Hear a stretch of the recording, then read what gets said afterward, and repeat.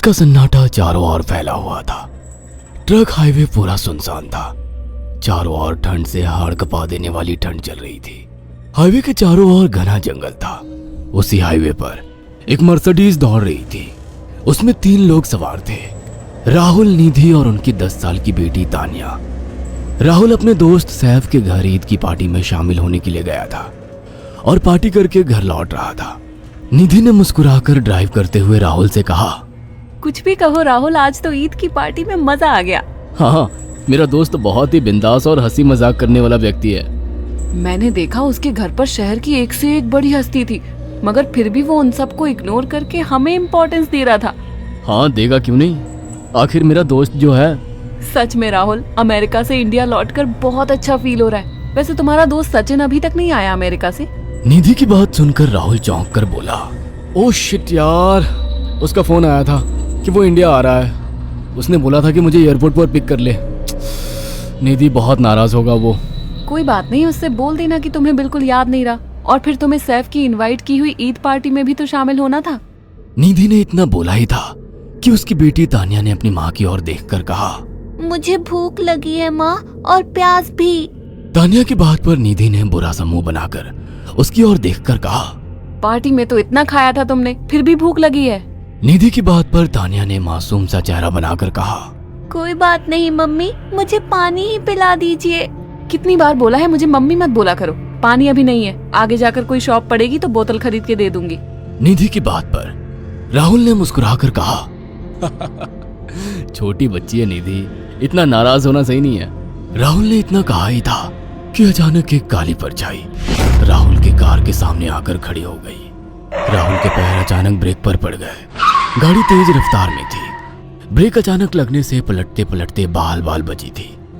राहुल के चेहरे पर भयानक ठंडी में भी पसीने की बूंद टपकने लगी। वो दोनों कार से बाहर निकल आए। निधि ने डरते हुए कहा, आखिर कौन था ये?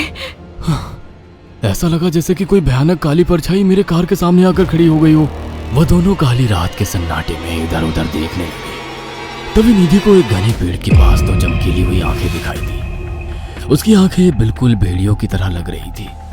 निधि ने चीखते हुए राहुल से कहा, राहुल देखो कौन है वो, जल्दी से गाड़ी में बैठो, मुझे बहुत डर लग रहा है। राहुल ने उस तरफ देखा तो उसके रोंगटे खड़े हो गए।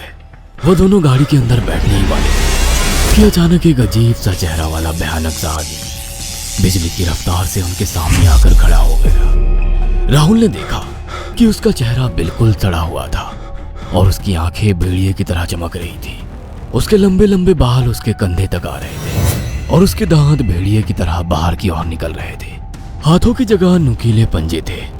राहुल को देखकर अजीब से अंदाज में हंसने लगा, मगर जैसे ही राहुल की नजर उसके कपड़ों पर गई, राहुल की आंखें फटी की फटी रह गई। वो हकलाते हुए बोला, भाईजान, भाईजान, मुझे माफ कर दो, मुझे छोड़ दो।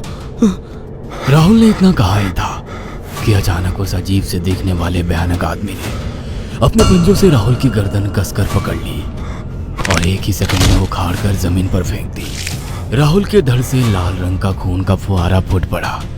इस भयानक मंजर को देखकर निधि के गले से एक जोरदार चीख निकल गई। निधि इससे पहले भागती कि अचानक उस भयानक दिखने वाले आदमी ने निधि को पकड़ लिया और अपने नुकीले पंजे उसके पेट में गड़ा दिए और उसकी अतड़ियां बाहर निकाल दी।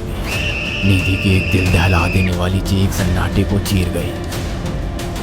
अचानक हवा का एक बवंडर उठा और वो भयानक सा दिखने वाला व्यक्ति देखते ही देखते बवंडर के साथ गायब हो गया। तानिया ने डरते डरते निधि के मोबाइल से पुलिस और सैफ को बुला लिया और कुछ ही देर में वहां चारों ओर पुलिस की गाड़ियां थी।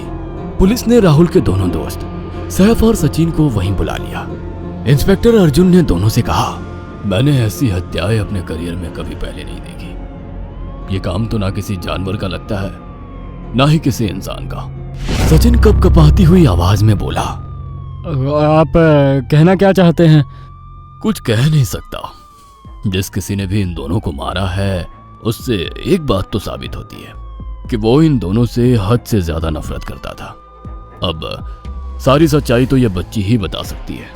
इतना बोलकर इंस्पेक्टर अर्जुन तानिया के पास चला गया, जो बेहद डरी हुई थी। तानिया ने आंखों देखी सारी घटना इंस्पेक्टर अर्जुन को बता दी। तानिया की बात सुनकर इंस्पेक्टर अर्जुन कंफ्यूज चेहरा लेकर मोबाइल पर किसी से बात करने लगे। सचिन इंस्पेक्टर के पास आ गया और सैफ भी डरता हुआ इंस्पेक्टर अर्जुन के पास आकर बोला, क्या हुआ इंस्पेक्टर? तानिया ने क्या बताया?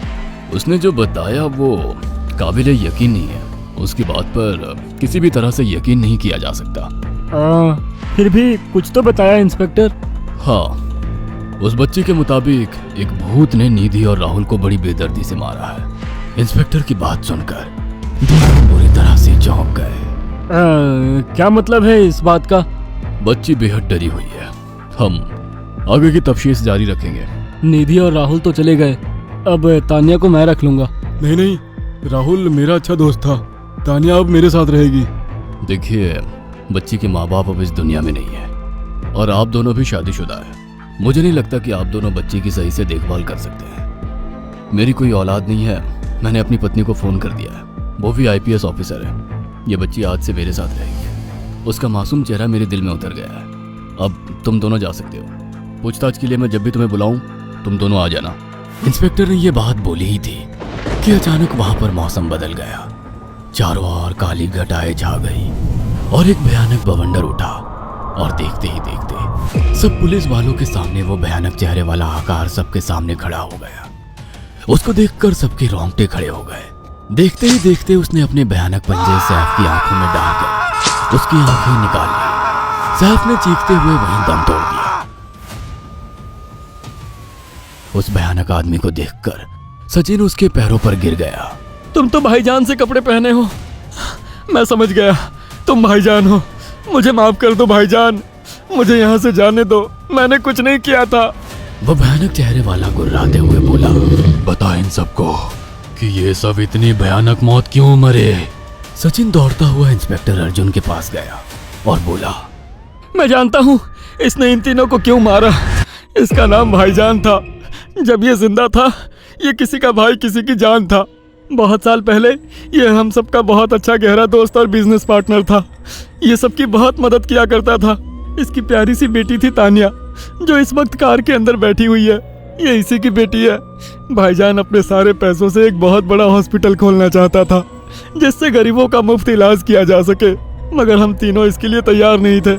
हमारी नीयत उसकी दौलत पर खराब थी और एक दिन हम सब धोखे से ईद के दिन भाईजान को यहाँ ले आए और इसे मारकर फेंक दिया।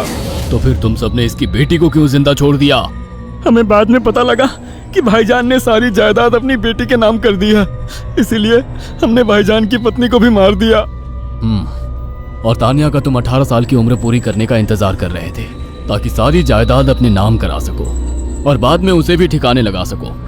इसी के लिए तुम दोनों इस मासूम बच्ची को अपने साथ रखने की जिद कर रहे थे। जी, आपने बिल्कुल सही कहा। हम तानिया को भी इसी जगह लाकर मार देते।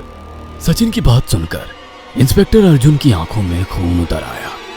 इंस्पेक्टर अर्जुन के कुछ कहने से पहले ही भाईजान बिजली की रफ्तार से इंस्पेक्टर अर्जुन की आंखों के सामने से सचिन को पकड़कर ले गया और उसके शरीर के टुकड़े टुकड़े कर दिए और हवा में उठे एक तेज बवंडर के साथ गायब हो गया। सारी घटना इंस्पेक्टर अर्जुन की आंखों के सामने हुई थी। तानिया को इंस्पेक्टर अर्जुन और उसकी पत्नी ने अपनी बेटी की तरह पाला।